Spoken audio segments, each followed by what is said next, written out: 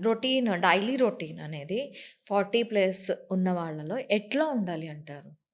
Routine మీరు ఇప్పటిదాకా ఏం చేయలేదు. హ్మ్. This is the first time నేను నా హెల్త్ గురించి కేర్ తీసుకోవాలి అని అనుకుంటే, స్టార్ట్ విత్ బ్లడ్ వర్క్. హ్మ్. నేను I'm giving a road map అనుకోండి.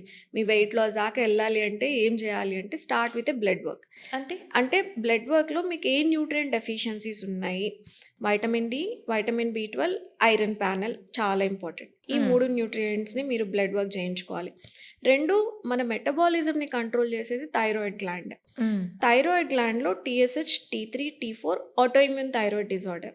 హ్మ్. ఈ టెస్ట్ చేయించుకోవాలి. ఎందుకంటే చాలా మందికి వాళ్ళకి ఆటోఇమ్యూన్ డిజార్డర్స్ ఉన్నాయని తెలియదు థైరాయిడ్‌లో. ఓకే. అందుకనే ఎంత చేసినా కూడా వాళ్ళకి స్ట్రెస్, యాంగ్జైటీ, హెయిర్ ఫాల్ లేకపోతే స్లో మెటబాలిజం అన్నది ఎప్పటికీ అడ్రెస్ అవ్వదు.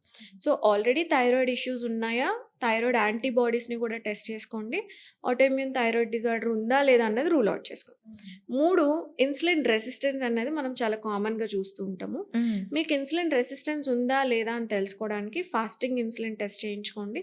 లేదా సి పెప్టైడ్ అని ఒక టెస్ట్ ఉంటుంది. లేదా హోమా-ఐఆర్ అని ఒక టెస్ట్ ఉంది. ఇది చేయించుకోండి. 4 అసలు కొలెస్ట్రాల్ మెటబాలిజం మీకు ఫ్యాటీ లివర్ ఉందా? లేకపోతే హై కొలెస్ట్రాల్స్ ఉన్నాయా?